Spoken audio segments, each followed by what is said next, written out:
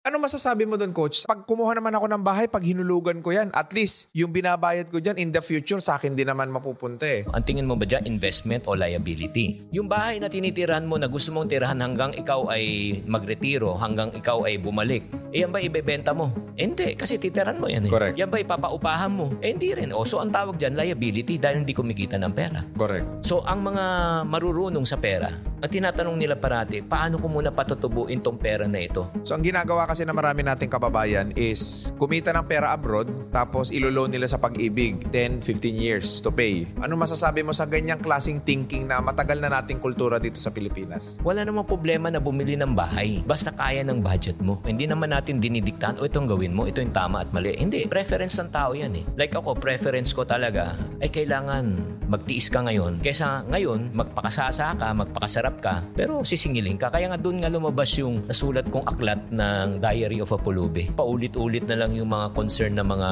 dumalapit sa akin. Online na utang ngayon na Yung online lending app. Nakakaawa talaga. Pag tinanong ko, bakit pa kayo nagkautang? Una, ang feeling nila hindi na uubos yung pera kasi iniisip nila may papasok pang sweldo. So uutangin na nila in advance. Yun po yung mga bagay na yun. Kaya naisulat yung aklat niya, nakikita ko na talaga, yun nga yung mga weakness eh. Sa OFW, sobrang matulungin na pulubi later. Panay sakripisyo na hindi na nila iniisip ang kanilang sarili. At ito pa ang pinakamasakit sa pagtulong. 9 na beses kang tumulong. 1 beses ka lang tumanggi. Napakasama mo na, kuripot ka na, makasarili ka pa. Kaya napakahirap na maging OFW. Naging masama pang tao. Kawawa talaga. Pag nagbago ang financial mindset ng isang tao, magbabago talaga ang buhay. Yes. Meron nga akong isang matinding realization dyan kung bakit maraming mahirap sa Pilipinas. I mean, hindi ko sinisisi yung mga malls. Nasa Pilipinas ang pinakamalalaking mall and yet isa tayo sa pinakamahirap sa buong mundo. That is a simple representation of how illiterate we are pagdating sa pera. Napakaganda ng sinabi mo, RDR. Ano bang mahilig pag-usapan